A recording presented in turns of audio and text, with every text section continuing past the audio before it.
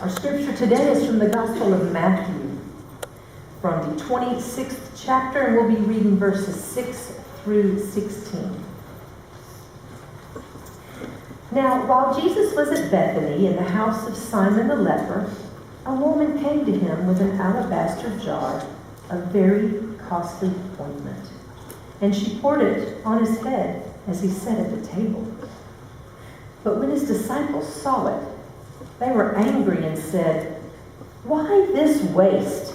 For this ointment could have been sold for a large sum and the money given to the poor." But Jesus, aware of this, said to them, "Why do you trouble the woman? She has performed a good service for me. For you always have the poor with you, but you will not always have me. By pouring this ointment on my body, she has prepared me for burial. Truly, I tell you, wherever this good news is proclaimed in the whole world, what she has done will be told in remembrance of her." Then one of the 12, who was called Judas Iscariot, went to the chief priests and said, "What will you give me if I betray him to you?" They paid him 30 pieces of silver. And from that moment, he began to look for an opportunity to betray him. This is the word of God for all of us, the people of God. Thanks be to God. There's a story about this small rural town. It's kind of filled with sort of lower middle income class people. There's not a lot of economic opportunity there. You may be familiar with the towns like this mom and pop stores, maybe some friends like fast food restaurants, but everyone was sort of the same kind of economic level. And then one day this guy in the middle of town builds this mansion. And everyone's like, "Whoa, wait a minute, who is this guy? And where did he get this money from?" And then they see him around town, and he's driving these expensive cars, multiple expensive cars. They see the clothes that he's wearing when he's walking the street, and it's pretty clear this guy is a millionaire. How did this happen in this town? How did someone become a millionaire in this town? There's no opportunity for that here. And so it sort of became this sort of, how small towns are, it kind of became this sort of gossipy, sort of human interest kind of story. And finally, one day, the local paper called the guy and said straight up, "Can I interview you to ask you the secret of your success? Can I just, people are curious." And so he said, "Yeah, come on over." And they sat down on this big, front porch, nice wicker furniture. And she says, "Let me just cut right to it. Is there anyone in your life who has inspired you to be a millionaire? Is anyone in your life who's like your muse?" And he got this smile on his face and this twinkle in his eye, and he said, "Yeah, my daughter. My daughter, I wake up and I work for her every day. She is my inspiration. My daughter, she is the reason that I'm a millionaire today." And the reporter was like, "Wow, that's incredible. Well, thank you for sharing that with me." And then she said, "Sir, what were you before your daughter was born?" He said, "Well, I was actually a billionaire."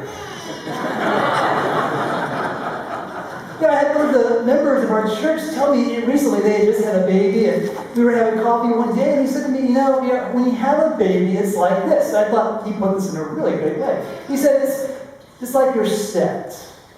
It's like you're good. Like you're fine now. Like all those, all the career advancement and the raises and all the little dreams you had for yourself, maybe those aren't as important anymore. What you're focused on is, providing them the best life. You give up a lot and you don't even feel weird about it. You're set. You're good. I thought that was well said. Some of us, we complain about, maybe jokingly, we complain about some of the people that we sacrifice for in our life. "Oh, we've got to drive out of town to this soccer practice. Oh, my wife wants to do this, so we're going over here. Or I got this good friend, he's always asking me to do this." We say these things, but truly, we get down to it. What a blessing it is to have someone in our life who is worth it. Who is worth it. To be able to lavish someone and to not even mind it. That's a blessing. My wife, for whatever reason, every now and then, she'll give me this gift, this extravagant gift. It's thoughtful. And I'm like, "Lindsay, you don't have to do this. I don't expect this. Like, I don't even expect a gift for my birthday. We can just watch Jurassic Park. Like, I don't care. But for some reason, she does this. I don't know why, but she does it because she thinks that I'm worth it, which is a pretty cool thing. And that's what this story's about. That's what today's passage is about. There's a woman who met someone and said, wow, this guy, he is worth it. He is worth the very best gift I can give. And all the expense of the perfume and everything, none of that matters. She just wanted to give it to him all. And so this story talks to us a little bit about the perfume. It's like a pound of pure nard. It's in an alabaster jar. I mean, this is like cut from a root of some like rare plant in the Himalayan mountains of India, which they have to like import. This perfume is like the cost of a year's wage. Imagine a perfume that was somewhere between $35,000 and $50,000. And so she meets Jesus, says, this guy's worth it. And so she breaks the top of the flask, which is like the equivalent of like driving a new car off the lot. It like immediately depreciates. And then she takes all of that perfume, pours it on his head. That perfume is just dripping down. I mean, the guy probably smelled like perfume when he died. It would have been that thick and that intense. And it would have smelled the entire village. And she does this because she finally has met someone that this perfume can be used for. My dad, one time when I became an adult, he gave me this, it's kind of like this family heirloom.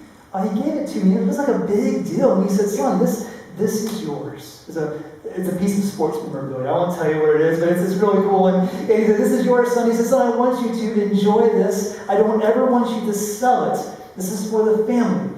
And one day I'll give this to my son. He's not quite ready for it yet, but one day I will. He's not born yet. But he told me, don't ever get rid of this unless your family absolutely needs the money. This perfume was most likely some sort of family heirloom given to her by her mother maybe. And she had been hanging on to this probably her whole life, wondering if there'd ever be a day where she can break that alabaster jar.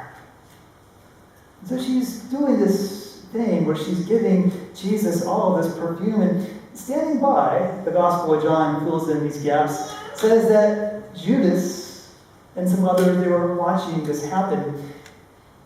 And he's like, what are you doing? Like, this is such a waste. I mean, this is a year's wage, and you're spending it like that. I mean, what an absolute waste of money. You know, we could put that into the ministry purse. And he was the kind of the treasurer for their little cohort. And he said, this is a huge waste of money.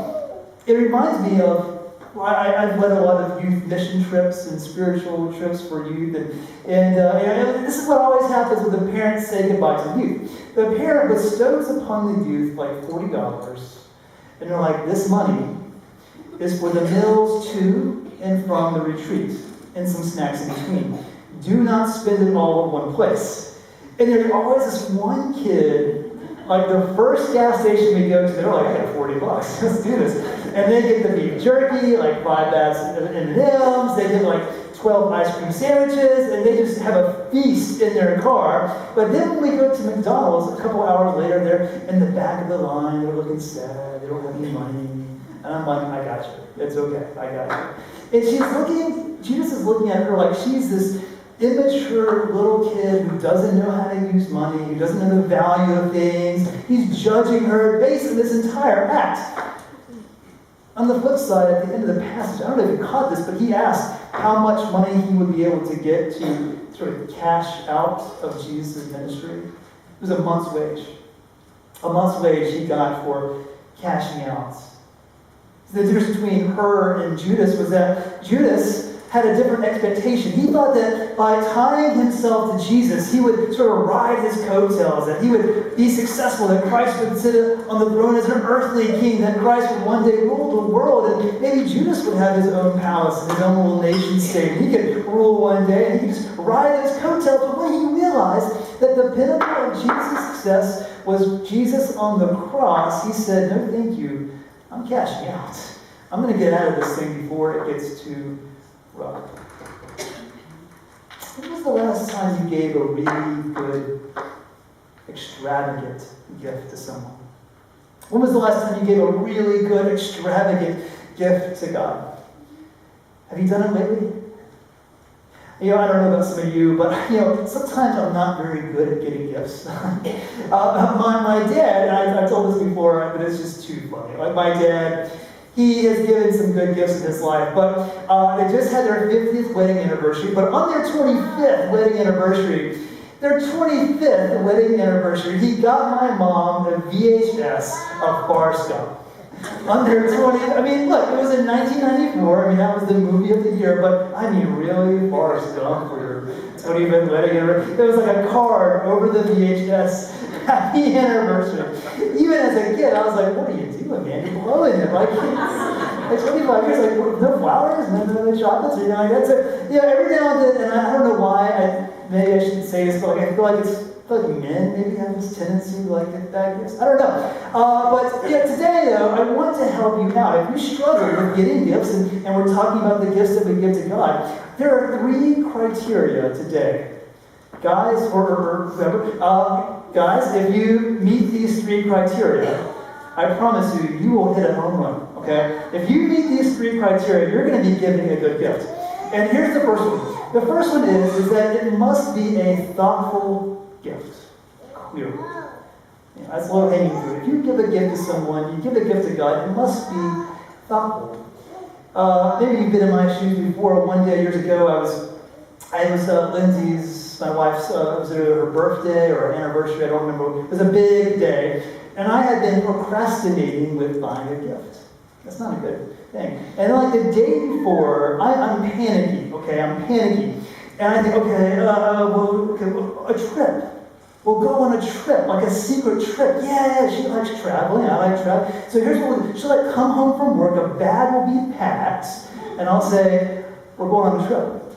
Let's get in the car, let's go. And then she won't even know where we're going. I said, well, we'll just go. And she'll just take a nap, and she'll wake up, and then we'll be in this beautiful romantic place. Well, so I Google cheap romantic places, crossing out the places that are too far, and then I was like, whoa, there's not a lot of options here in Wilmington, North Carolina, but I said I could go to Wilmington, that's pretty good. But I finally settled on Charleston, not exactly cheap, but it's modern. So I go to hotels.com. I don't book hotels. My wife does this. She's great at getting these good deals. Like, she's got a lot of patience for it. I don't. Even like for business trips, my wife does that for me. But I'm trying to do this secretly, so I'm going online trying to book a hotel. I know it's the day before. I'm not going to get a good deal. I'm going to overpay for this. And eventually, I pick a couple nights at a hotel. It's reasonable. It's sort of reasonable. And I book it. But what I didn't realize, because it was so quick and so kind of thoughtless, I didn't realize I was using her Hotels.com account. And so as soon as I booked it, she gets an email for the receipt. She texts me and she says, so, we're going to Charleston. I said, yeah. Says, you really should have let me book this hotel. Not very romantic. But, we've all been there, we've made those mistakes, we've panicked. Someone recently told me that they panicked one time and gave their spouse a card with money. A card with money. I was like, how did that go over? Not good, not good. And so, being thoughtful is really important. And I think about the gifts that we offer to God sometimes.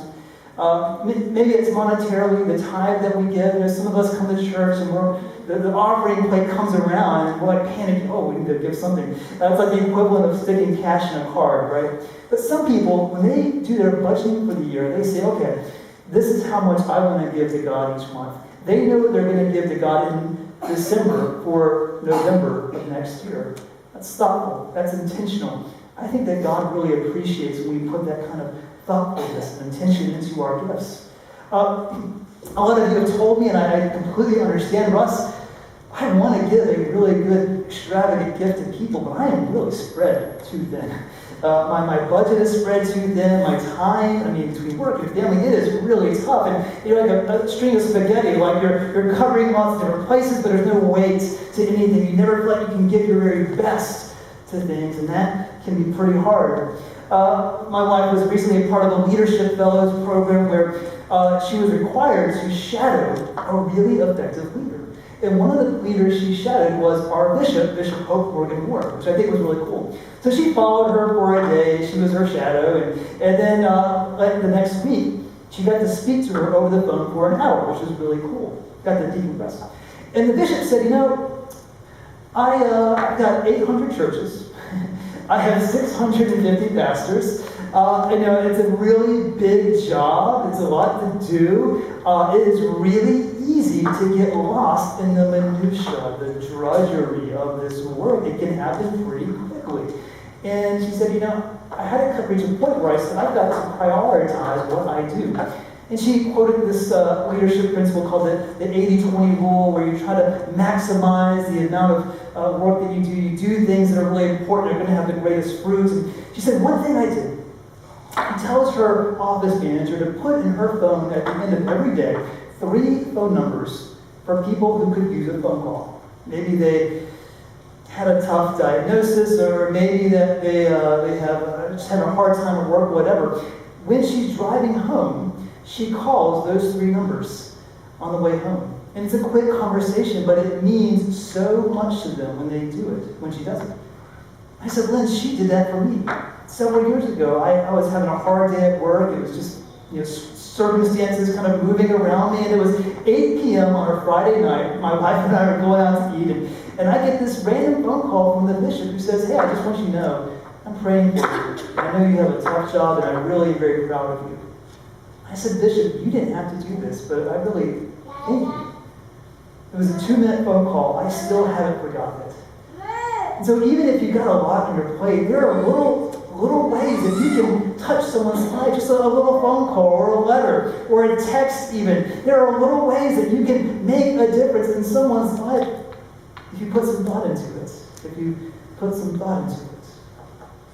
The second thing is this. It's got to be done in the right attitude. Like when you give a gift, you can give a thoughtful, sacrificial gift, but if you give it to them like, here you go, it's going to ruin the whole thing, right? And so, I think about people who give a lot here at church. Like I see people who are giving all the time monetarily. They're here like every day almost. And I wonder, even when you're here, even when you're giving, do you have the right attitude? Does it feel like drudgery? Do you feel like it's just, something else I have to do in my life? Or when you come to a meeting or volunteer for a ministry, do you do it and say, this is my pleasure? It is a great honor to be here. I am thrilled to be at church, because every time you step in this building, you are giving a gift to God. You are giving your time to God right now. This is a gift. You may not even realize it, but this is a gift, an offering to God. You being here. Is it your pleasure? Are you doing it in the right way? Because I guarantee you, God is looking down and He's kind of checking our attitudes about whether or not how we feel about being here right now. Thirdly, and maybe most importantly, it needs to be sacrificial. If it's not important to you, it won't be important to the person you're giving it to, right? If you just give someone a gift and you felt nothing from it, you didn't lose anything at all, they're not going to appreciate it, right? But like that woman from the story who gave this family heirloom, this beautiful perfume, Christ felt that. He felt that in His heart. And so one of the clearest ways to kind of see, sort of the clearest window into someone's heart, is if you were to crack their lives open and to do an audit of how they spend their money and how they use their time. How you spend your money and how you use your time is a good indication of how you feel about God and about the people around you as well. If you were to do an audit of all of this, I would be able to tell you, or God would be able to tell you especially, exactly how you're feeling about God. In the ancient times, King Solomon may have been the most wealthiest person in the world. King Solomon, in this beautiful passage, he kind of does an audit of his life. And he talks about all of the many things that he accumulated. I mean, people would just give him herds of animals just for a little bit of his wisdom. And he was so intelligent, people would come to him and just lavish him with gold out of appreciation for his wisdom. And so in the Bible, he lists all of the many things that he collected over time. And it is really overwhelming. But at the end of all of that, toward the end of his life, he says, you know what all of this was? The chasing after the wind. All of it. It doesn't mean anything. I read an interesting story recently about the story caught my eye. It said 100% of human beings do this. So I was like, all right, I'm curious about what that is. So I clicked on it, and here's what it was. Apparently, and I don't know if this is true, but these researchers said it was, they said that if you blindfold every human being and you tell them to walk in a straight line, 100% of the time, they will walk in a circle. It may be a small circle, it may be a big circle, but eventually they will walk in a circle if you blindfold them. That's just what it is. And some people think maybe it might be like an inner ear thing, who knows? But that's something that we all do. You know, Judas, he was sort of consumed with success and greed. He was looking for more from Jesus, and when he realized that he wasn't going to get that, he cashed out. He started over. He basically did a full, complete circle. He was wearing a blindfold of greed, a blindfold of success, whereas this other woman, her eyes were wide open to who Jesus was. There's this expression, I'm sure you know it, it's the elephant in the room, right? You ever been in a meeting? Maybe you've been with people and there's this elephant in the room, this thing that it's just out there, but everyone's kind of talking around it. They don't want to talk about it, you know? Do you have any elephants between you and God? Is there something that maybe that's out there that you haven't talked about with God for a while? You've been praying about all the things except for the main thing that's hurting your relationship? And maybe the lack of sacrifice that you give to God, the lack of giving that you give to God, maybe that's the elephant in the room that you have. One of the biggest motivators for earning money in this world is security.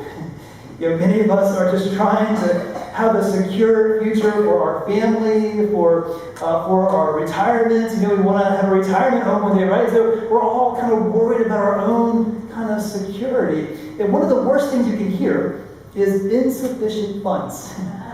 So when I was in college and I opened a bank account for the first time, and I'm trying to learn how to use money, and every now and then I would overdraw, and it would say, what? Insufficient funds. Nobody likes to hear that. And that's what we're all striving not to have. We want enough. We want security. We may not be greedy, but we just want enough.